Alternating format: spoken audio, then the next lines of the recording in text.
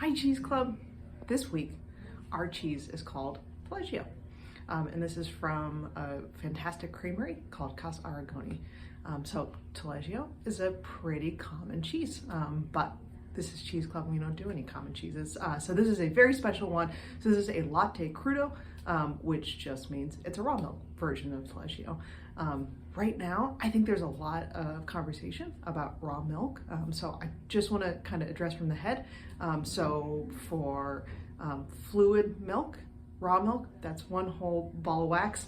And for this cheese, the great thing about cheese is and anything fermented, there's lots of incredible microbial activity. And with a great raw milk cheese, the great good bacteria forms kind of a little defensive army to block out the bad bacteria. And so you can feel nice and confident and safe enjoying this raw milk cheese. So Taleggio itself goes back many years to about the 10th century, coming from the Valtaleggio. This is a beautiful, beautiful valley in northern Italy.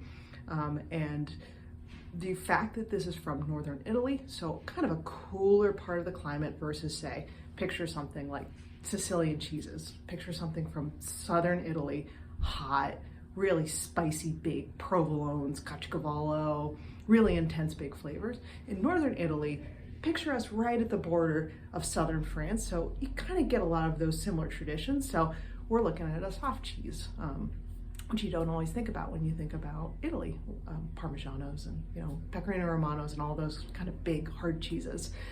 So Taleggio, like I said before, this can be kind of a common cheese, and I find that unfortunately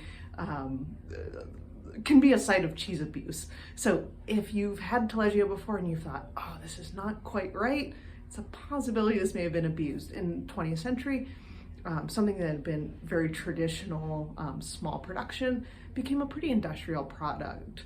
And there's a lot of great large production Taleggio, but a lot of it unfortunately gets mishandled. It's just a slightly harder cheese to handle.